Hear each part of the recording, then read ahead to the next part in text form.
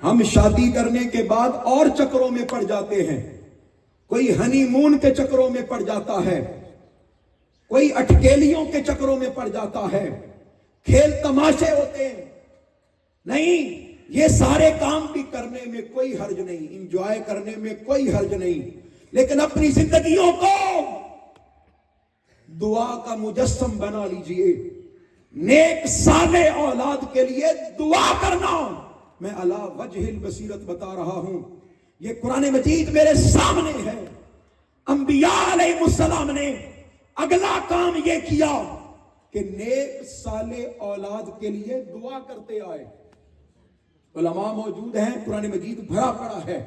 حضرت زکریا علیہ السلام کی دعائیں, حضرت ابراہیم علیہ السلام کی دعائیں, قرآن مجید بھرا پڑا ہے.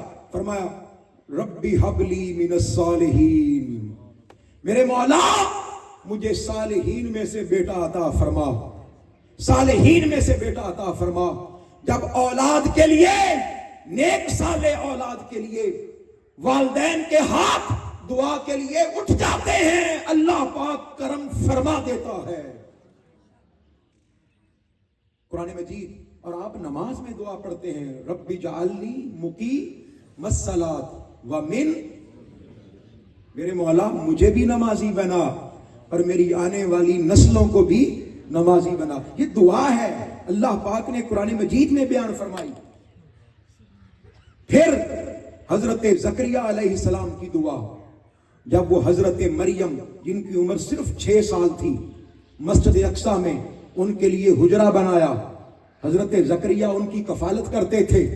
جیسے ہی ایک دن باہر سے تالا لگاتے تھے تاکہ کوئی اندر نہ جائے, حضرت زکریا نے دروازہ کھولا, تالا کھولا, اندر داخل ہوئے, دیکھا تو حضرت مریم کے پاس بے موسم پھل موجود تھے, بے موسم پھل موجود تھے. پوچھا یہ کہاں سے آئے؟ حضرت مریم نے عرض کیا خالو جان من عند اللہ, یہ اللہ کی طرف سے آئے ہیں. اب قرآن مجید اس بات پر گواہ ہے, وہاں کھڑے ہو کر ہنالک دعا زکریا, جہاں حضرت مریم کا حجرہ تھا, جہاں بے موسم پھل دیکھے, وہیں کھڑے ہو کر حضرت زکریا کی 90 سال عمر تھی لیکن اولاد نہیں تھی, وہیں کھڑے ہو کر دعا کی مولا اگر مریم بیٹی کو تو بے موسم پھل دے سکتا ہے, مجھے اس عمر میں تو بیٹا بھی عطا کر سکتا ہے. یہاں رک کر کے جملہ کہنا چاہتا ہوں. بعض لوگ کہتے ہیں جی اولیاء کے مزاروں پر جا کر کیوں دعا کرتے ہو اولاد کے لیے؟ بس بتانا چاہتا ہوں, اللہ کے ولیوں کا جہاں گھر ہوتا ہے, اللہ کے نبیوں کا جہاں مسکن ہوتا ہے, اللہ کے ولیوں کا جہاں مزار ہوتا ہے, وہاں کھڑے ہو کر دعا کرنا یہ نبیوں کی سنت ہے. دعا کی اور قرآن مجید اس بات پر گواہ ہے, فوراً دعا قبول ہوئی. ادھر سے اشارہ ہوا اے زکریا پریشان نہ ہو, ہم تجھے یحییٰ عطا کر رہے ہیں. فوراً دعا قبول ہوگی. تو دعا کرنا. حضرت ابراہیم علیہ السلام, قرآن مجید بھرا پڑا ہے, میں نے آپ سے عرض کیا وَإِذِ ابْتَلَىٰ إِبْرَاهِيمَ رَبُّهُ بِكَلِمَاتٍ, اللہ پاک نے ابراہیم علیہ السلام کو آزمایا. فَأَتَمَّهُنَّ, ساری آزمائشوں پر پورے اترے.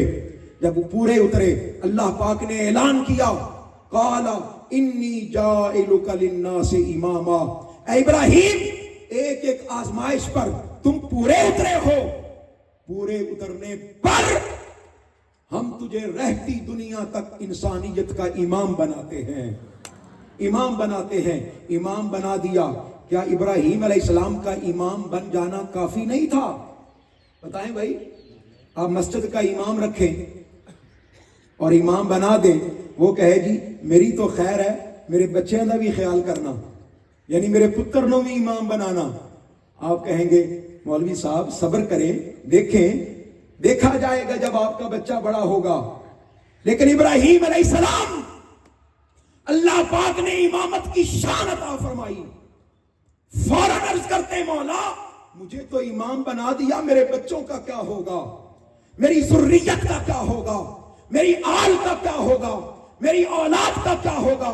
مجھے لگتا یوں ہے ابراہیم علیہ السلام نگاہ نبوت سے دیکھ رہے تھے کہ میرا ایک بیٹا ہوگا جس کا نام اسماعیل ہوگا, اس کی نسل چلے گی, اس میں پھر تاجدار انبیاء آئیں گے, پھر تاجدار انبیاء کے گھر میں میری ان کی ایک بیٹی ہوگی جس کا نام فاطمہ الزہرا ہوگا. فاطمہ الزہرا کی شادی علی المرتضیٰ سے ہوگی. پھر علی کے گھر میں امام حسن مجتبی آئیں گے, امام حسین پاک آئیں گے, امام زین العابدین آئیں گے, امام محمد باقر آئیں گے, امام جعفر الصادق آئیں گے, امام موسیٰ کاظم آئیں گے, امام علی رضا آئیں گے, اور پھر امام مہدی آئیں گے. یہ جو سارے امام آئے, سوچا کبھی یہ کیوں آئے؟ وہ ابراہیم علیہ السلام کی دعا. لوگوں سوچو ہم کتنی دعائیں کرتے ہیں نیک صالح اولاد کے لیے. یہ دوسرا حق ہے کہ شادی کے بعد یا شادی سے پہلے نیک صالح اولاد کے لیے دعا کرنا. کتنے حق ہو گئے؟ 2. تیسرا حق بڑی توجہ سے, آپ کی دعاؤں سے اللہ پاک امانت ماں کے بطن میں دے دے. ماں کے بطن میں امانت آ گئی. اب اگلا حق یہ ہے کہ ماں کے بطن میں اولاد کو زندگی کا حق اللہ پاک عطا فرماتا ہے. کون سا حق بولیے؟ زندگی کا حق ماں کے بطن میں. یہاں رک کر ایک جملہ کہنا چاہتا ہوں. وہ جملہ یہ ہے کہ حضور کے زمانے میں بچے کو بچی کو پیدا ہونے کے بعد مارا جاتا تھا, لیکن آج کے دور میں, جدیدیت کے دور میں, ماں کے پیٹ کے اندر ہی قتل کر دیا جاتا ہے. مسئلہ سن لیں. مسئلہ یہ ہے کہ جب ماں کے بطن میں بچہ آتا ہے 120 دنوں کے بعد اللہ پاک اس کے اندر جان ڈال دیتا ہے. کتنے دنوں بعد؟ یا 4 مہینے جان ڈل جاتی ہے. سن لیں, اگر آپ کو بچہ نہیں چاہیے, اگر آپ اسقاط حمل کرنا چاہتے ہیں, you wanna remove the child, abortion کروانا چاہتے ہیں, تو آپ کے پاس 120 دن کا ٹائم ہے, اس سے پہلے کروا سکتے ہیں. لیکن اگر 120 دن گزر جائیں, اگر 4 مہینے گزر جائیں, اب اگر آپ نے ریموو کروایا, ابارشن کروایا, تو یہ قتل کے مترادف ہے. اور ہم جانے نہ انجانے کتنے قتلوں میں ملوث ہو چکے ہیں. ہمارا معاشرہ ملوث ہو چکا ہے. بڑے بڑے ہاسپٹلز اس دھندے میں ملوث ہیں, بڑے بڑے ڈاکٹرز اس دھندے میں ملوث ہیں. ہاں, اگر عورت کی جان کو خطرہ ہو, ماں کی جان کو خطرہ ہو, یا بچے کو خطرہ ہو, ریموو کروایا جا سکتا ہے. لیکن بے وجہ کہ روزی کہاں سے پوری کروں گا, بچے کا رزق کہاں سے آئے گا. سن لیں, اللہ پاک نے قرآن مجید میں بار بار فرمایا, لا تقتلوا اولادکم خشیۃ املاق. لوگوں, رزق کی وجہ سے, روزی کی وجہ سے, کہ دودھ کہاں سے آئے گا, روزی کہاں سے آئے گی, رزق کہاں سے آئے گا. فرمایا, لوگوں تمہیں بھی رزق ہم دیتے ہیں, تمہاری نسلوں کو رزق بھی ہم دیں گے. آج ہمارے ہاں یہ تصور ہے کہ ذرا منڈا پیراں تے کھڑو جاوے پھر روزی, پھر شادی کریں گے. پیراں تے کھڑو جاوے, بھئی پہلے کس چیز پہ کھڑا تھا؟ پہلے بھی تو پیروں پر ہی تھا. ہاں, جس سے شادی کرو گے وہ لڑکی بھی اپنا رزق ساتھ لائے گی. جب اولاد ہوگی, اولاد بھی اپنا رزق ساتھ لائے گی. شادیوں کو ڈیلے نہ کیا کرو, مؤخر نہ کیا کرو. جب جوان ہو جائے اولاد, شادی کر دیا کرو. اسباب پیدا کرنے والا انسان نہیں ہے, خود اللہ رب العزت ہے. معزز حاضرین و سامعین, دوسرا حق, تیسرا حق, حق کے زندگی. اس کو حق کے زندگی دیں. اب وہ بچہ دنیا میں آ گیا. اب اگلا حق جو بڑا امپورٹنٹ ہے وہ ہے حق کے رداعت. کیا بولیے؟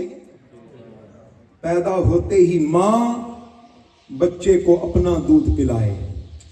ہائے ہائے, اپنا دودھ پلائے. وہ رزق جو اللہ پاک نے بچے کے ساتھ اتارا ہے, اس کو کہتے ہیں رضاعت.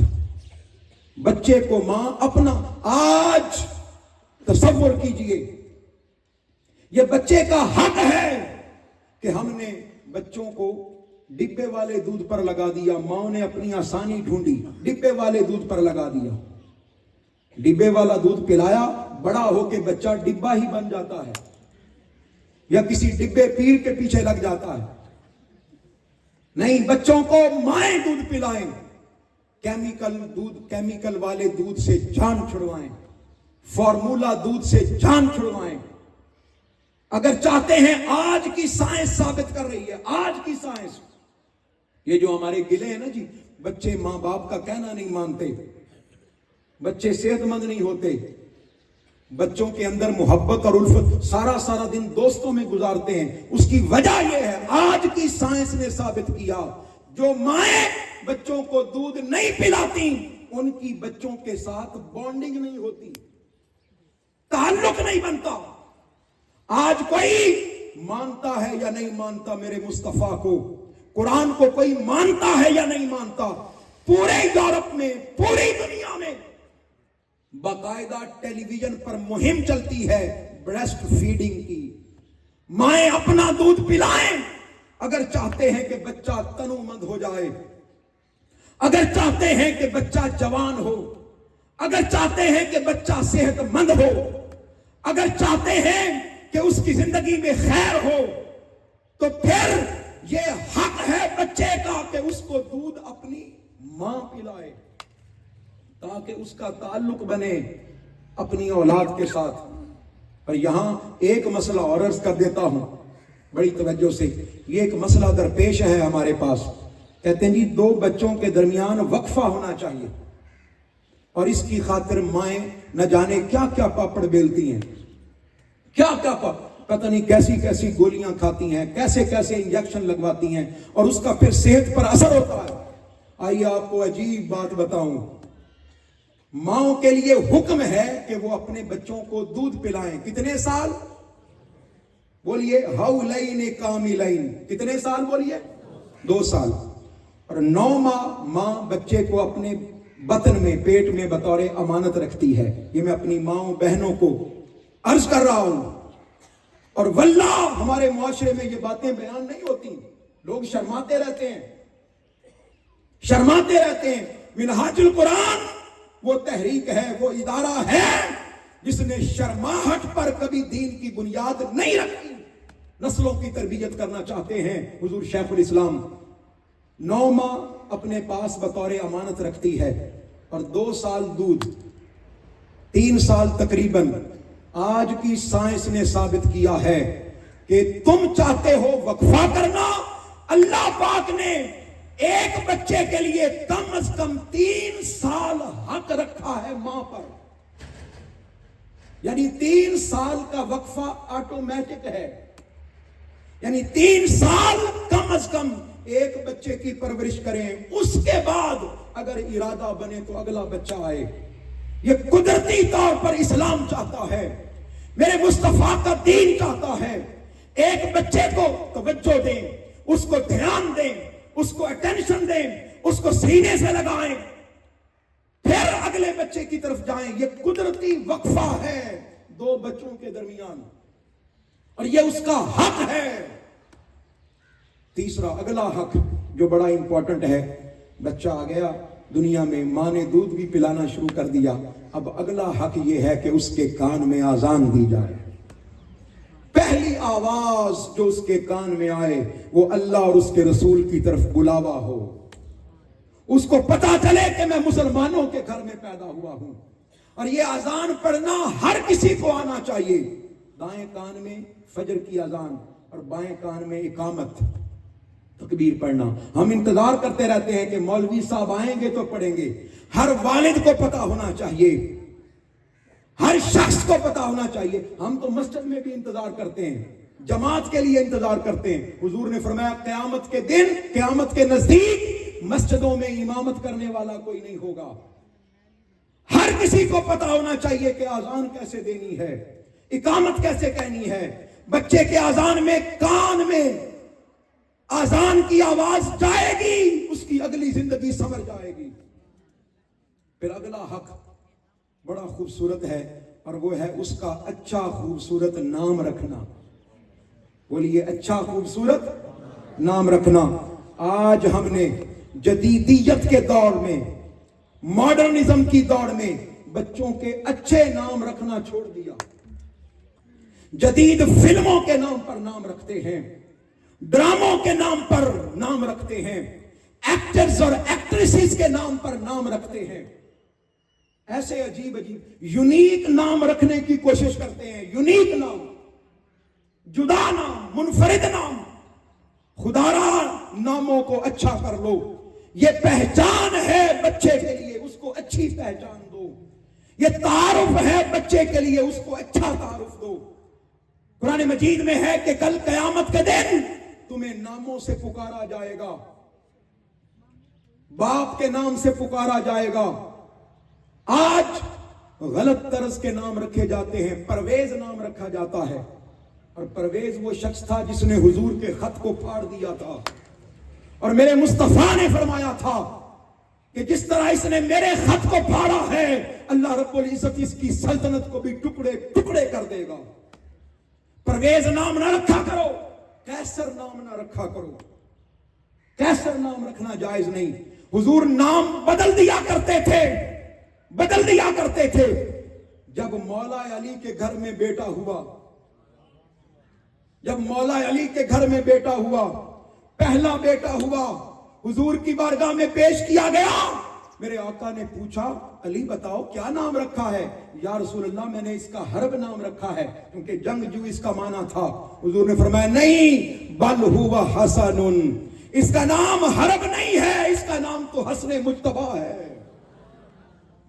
پھر جب حسین پیدا ہوئے، پھر حضور کی بارگاہ میں ارونی ابنی، میرا بیٹا مجھے دکھاؤ تو صحیح. حضور نے فرمایا دکھاؤ تو صحیح. پیش کیا گیا. حضور نے پوچھا اب کیا نام رکھا ہے؟ یا رسول اللہ اس کا نام حرب رکھا ہے. فرمایا نہیں، بل ہوا حسین. تیسرا بیٹا ہوا، کیا نام رکھا ہے؟ حرب رکھا ہے. حضور نے فرمایا نہیں، بل ہوا محسن، اس کا نام محسن ہے. فرمایا ایک شبر ہے، ایک شبیر ہے، ایک مشبر ہے. میرے مصطفیٰ نام بدلتے رہے. کوئی آتا، ایک عورت آئی حضور کی بارگاہ میں، اس کا نام تھا آسیہ، عین الف صاد یا، آسیہ، جس کا معنی ہوتا ہے گناہگار. آقا علیہ السلام نے غیر اسمہا، فرمایا بل انت جمیلہ، تم آسیہ نہیں ہو، تم تو جمیلہ ہو. اور لوگوں سنو، ناموں کا بڑا اثر ہوتا ہے شخصیتوں پر. ہم اس کو بڑا ہلکا لیتے ہیں. ناموں کا بڑا اثر ہوتا ہے. نام شخصیت بدل دیتے ہیں. اپنے بچوں کو تحفہ دو اچھے نام کا. حدیث پاک میں آتا ہے جب صلح حدیبیہ کا موقع آیا، مذاکرات ہو رہے تھے. پہلے مذاکرات کے لیے عروہ بن مسعود ثقفی آئے. 3 دن مذاکرات ہوتے رہے. کتنے دن؟ لیکن کوئی نتیجہ نہ نکلا. پھر ایک اور شخص آیا جس کا نام سہیل تھا، مذاکرات کے لیے آیا. سہل یا سہیل. حدیث پاک میں آتا ہے جیسے ہی وہ آیا، سہل کا معنی ہوتا ہے آسانی. جیسے ہی وہ آیا، آقا علیہ السلام نے پوچھا بھائی کون آیا ہے؟ عرض کیا گیا یا رسول اللہ سہیل آیا ہے. میرے مصطفیٰ نے فرمایا لوگوں سنو، تمہارا معاملہ آسان کر دیا گیا ہے. ناموں میں بڑا اثر ہوتا ہے. بچوں کو اچھا نام دو. اگلا بڑا امپورٹنٹ حق وہ ہے تحنیک. کیا ہے بولیے؟ تحنیک. تحنیک کیا ہے؟ گٹی دینا بچوں کو. کسی نیک صالح شخص کے ہاتھ سے بچوں کے حلق میں پہلی خوراک اتارنا. پہلی خوراک. ہم نے یہ کام بھی ڈاکٹرز اور نرسوں پر چھوڑ دیا ہے. ان کے ہاتھ دھلے ہوئے ہوں یا نہ دھلے ہوئے ہوں، جیسے بھی ہم ہر ایرے غیرے نتھو خیرے سے بچوں کو گٹی دلوا دیتے ہیں. آقا علیہ السلام کی سنت ہے گٹی دینا. آقا علیہ السلام جب امام حسن مجتبی پیدا ہوئے، امام حسین پاک پیدا ہوئے، یہاں تک کہ مولا علی پیدا ہوئے، مولا کائنات کو گھٹی بھی مصطفیٰ نے دی. 3 دن تک مولا کائنات نے آنکھیں نہیں کھولی. جب حضور کی بارگاہ میں پیش کیے گئے, مصطفیٰ کے ہاتھ لگے, مولا علی نے آنکھیں کھول لی. جب بڑے ہوئے تو حضور نے پوچھا, علی آنکھیں کیوں نہیں کھولتے تھے؟ عرض کی, یا رسول اللہ, علی کی تمنا یہ تھی, علی کی آرزو یہ تھی, علی کی خواہش یہ تھی کہ جب اس کائنات میں آ کر آنکھیں کھولوں, پہلے سب سے چہرہ مصطفیٰ نظر آئے. آقا علیہ السلام نے لعاب دہن لگایا انگلی پر اور علی کے حلق میں اتار دیا. امام حسن مجتبی کے حلق میں اتارا, امام حسین کے حلق میں اتارا. بعض روایات میں کھجور چبا کر حضور نے حلق میں اتارا اور گھٹی دی, پہلی خوراک. اور آج کی سائنس ثابت کر رہی ہے, آج کی سائنس, اگر بچے کو گھٹی دی جائے اور شہد اور کھجور سے دی جائے تو پھر اللہ پاک اس بچے کی زبان میں لکنت پیدا نہیں ہونے دیتا, لکنت پیدا نہیں ہوتی. اگر چاہتے ہیں بچوں کو فصاحت مل جائے, بچوں کو بلاغت مل جائے, ان کے گلے میں, ان کی زبان میں تاثیر پیدا ہو جائے, کسی اچھے نیک صالح انسان سے, علامہ صاحب سے, مولوی صاحب سے, مفتی صاحب سے, اپنے باپ سے, کسی بزرگ سے, نمازی سے, تہجد گزار سے اپنے بچوں کو گھٹی دلوایا کرو, شہد سے گھٹی دلوایا کرو, کھجور سے گھٹی دلوایا کرو, یہ اس کا حق ہے. اگلا حق, میں بڑی تیزی سے گزر رہا ہوں, اگلا حق ہے محبت و شفقت و مہربانی. بولیے, محبت و شفقت و, بچوں سے پیار کرنا, بچوں سے محبت کرنا, بچوں کو سینے سے لگانا, ان کے ساتھ کھیلنا, بچوں کو اپنا دوست بناؤ, بچوں کو اپنا دوست. لگتا ہے آپ کو سمجھ نہیں آئی, دوبارہ کہتا ہوں, بچوں کو اپنا دوست بناؤ. Make them friends, don't make them foes. ان کو دشمن نہ بناؤ. کہیں ایسا نہ ہو کہ آپ گھر جائیں, وہ کہیں ابو آ گئے, ابو ڈر جائیں. نہیں, وہ آپ کے آنے پر خوش ہوں, آپ کے سینے سے لگیں, لپٹ جائیں. محبت و شفقت. ارے مصطفیٰ سے بڑا کون ہے؟ حدیث پاک میں آتا ہے, میرے مصطفیٰ حسنین کریمین کو کندھوں پر بٹھا لیا کرتے تھے, ان سے کھیلا کرتے تھے, کندھوں پر بٹھا کر اپنے گھر میں نہیں, مدینے کی گلیوں میں نکل جایا کرتے تھے. ابو بکر تم بھی دیکھو, عمر تم بھی دیکھو, عثمان و علی تم بھی دیکھو, رہتی دنیا تک میری امت بھی دیکھے کہ میں ساری کائنات سے بڑا ہوں, سارے نبیوں کا سردار ہوں, سارے ملائکہ کا سردار ہوں, لیکن پھر بھی اپنے بچوں کو اپنے کندھوں پر سوار کروا کے سواری کرواتا ہوں. بچوں کو دوست بناؤ, ان سے محبت کرو. ایک دن آقا علیہ السلام حسنین کریمین کو چوم رہے تھے, پیار کر رہے تھے. اتنے میں ایک شخص جو سامنے بیٹھا تھا, اس کا نام تھا اقرا بن حابس, وہ دیکھ رہا تھا. اس نے کہا, اے محمد صلی اللہ علیہ وسلم, آپ بچوں سے اتنا پیار کرتے ہیں, ان کو اتنا چومتے ہیں؟ حضور نے فرمایا ہاں. اس نے کہا, میرے 10 بچے ہیں, میں نے کبھی نہیں چوما, کبھی پیار نہیں کیا. حضور نے وہ تاریخی جملہ ارشاد فرمایا جس کو ہم نے اپنی زندگی کا حصہ بنا لیا ہے. پہلی بات کا ہمیں پتہ نہیں کہ وہ بات جڑی کس سے ہے. حضور نے فرمایا, سنو, من لا یرحم لا یرحم, جو رحم نہیں کرتا اس پر رحم نہیں کیا جاتا. آپ دیکھیں جو بچوں سے پیار نہیں کرتے, دیکھیں, میں آج آپ کو کام دے کے جا رہا ہوں, دیکھیں جو پیار نہیں کرتا اس کا چہرہ ہی بگڑ جاتا ہے. آپ ذرا اندازہ کر لیجئے گا, اپنے چہرے کو بھی, شکل کو جا کر دیکھیے گا شیشے میں. جو بچوں سے پیار نہیں کرتے, جن کے ماتھے پر ہر وقت 12 بجے رہتے ہیں, ہر وقت بل پڑے رہتے ہیں, اپنے بچوں کو صحیح طور پر ٹریٹ نہیں کرتے, پکارتے نہیں, بلاتے نہیں, محبت و شفقت و مہربانی سے پیش نہیں آتے, ان کے اللہ پاک چہرے ہی بگاڑ دیتا ہے. اپنے گھر والوں سے محبت سے پیش آئیں, شفقت سے پیش آئیں. اگلا حق جو بڑا امپورٹنٹ ہے محبت و شفقت و مہربانی کے بعد، وہ ہے ان کے لیے اچھے رزق کا اہتمام کرنا.